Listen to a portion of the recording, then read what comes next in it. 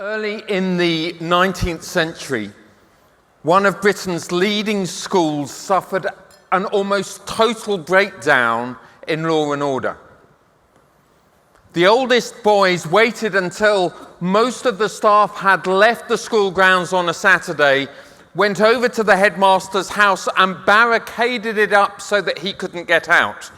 They then went to the main school building, broke the windows, took all the furniture out and the headmaster's books, piled them on the school playing fields and set them ablaze. The headmaster, having no idea what else to do, called out the local militia. The army appeared on the grounds, arrested the boys, and the public were scandalized by the whole event. How could this possibly have happened, particularly with these boys? And being early 19th century, I'm afraid it was just these boys. After all, they were being prepared to take responsibility for the nation. At least the public reasoned this would be a one-off, easily and quickly forgotten. How wrong they were. Over the next years, 10 occasions, something similar happened, 4 of them in the British establishment's educational creme de la creme, Eton College. One observer described the education system not only as in meltdown, but he said, our schools are like places of anarchy tempered with occasional acts of despotism. Others who thought more deeply said, actually, this is symptomatic of a deeper problem in our nation. The industrial and technological progress meant that life was changing everywhere people looked. Some people were doing extremely well out of the whole thing, thank you very much. But many, far too many, were stuck in soul-crushing poverty. The nation's observers were terrified that it was all going to unravel, that the nation was literally going to tear itself apart. And it was at that moment in time that something very unusual happened. Leaders right across society decided that it was time to serve, to use their platforms for good, not simply to focus on achievement.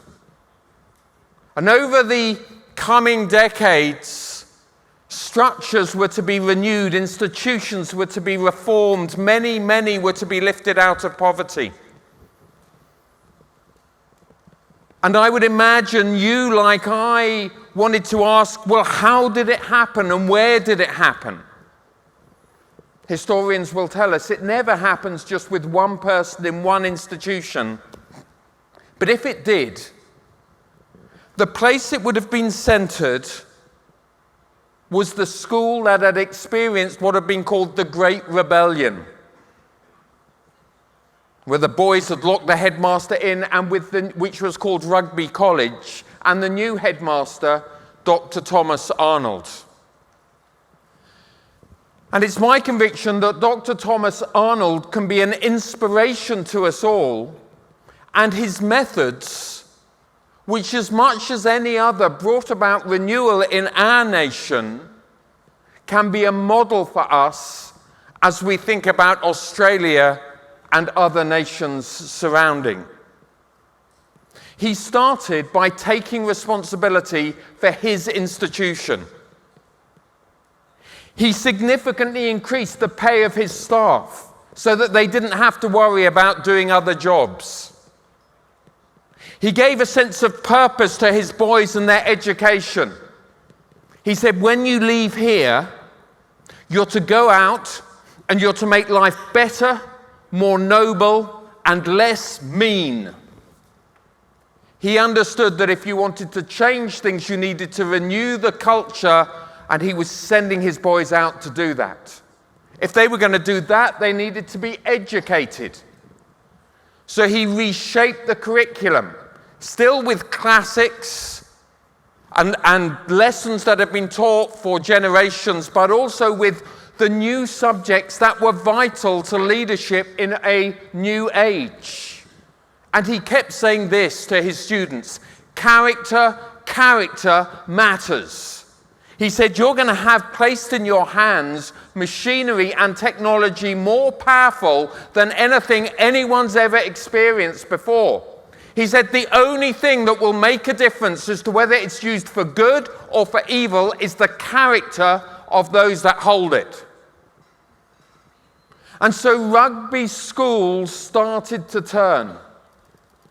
No longer known as the site of the Great Rebellion, but rather an institution in renewal, full of life and energy and vitality. Years later, the British historian Arnold Toynbee would write that whenever there is an upturn out of decline, that you always find at its heart a group of people that Toynbee called a creative minority. A relatively small group of women and men who have decided that they're going to live by a different set of values in such a way and with such attractiveness that it will affect many others as a result. Of course, once you've got an institution that is starting to flourish again in an ailing or broken sector, then everyone wants a piece of the action. And Arnold had people beating on his door. Come and help us. Since he'd started at Rugby School, he'd been training his assistant masters. So he sent out 23 of them to take the head role at other leading schools. I'm talking Marlborough and Winchester and Wellington and Westminster.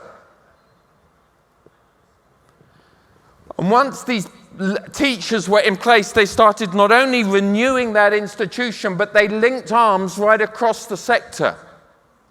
So that you had not only a creative minority founded in one school, but you had a dense network of senior leaders right across the sector who were determined to learn from one another, strengthen one another, and encourage one another as they went about their work. Historians today talk about a revolution in education during that time. But there was one more act to go.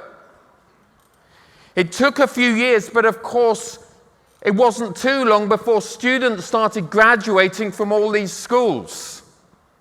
It meant that you had a whole new generations of economists and artists and journalists and academics and business people.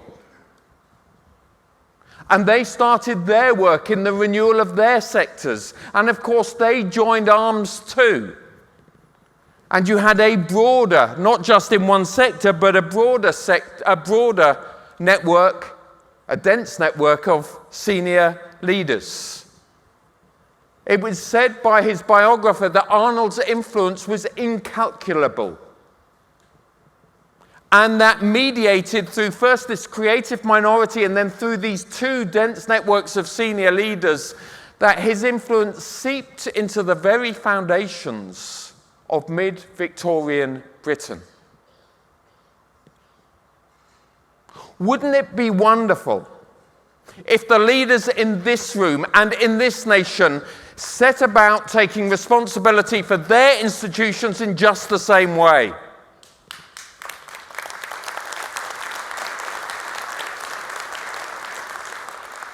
Imagine what would happen as institutions began to be renewed, which catalyzed further renewal across a sector. And imagine what would happen if sector after sector after sector started finding this momentum of renewal.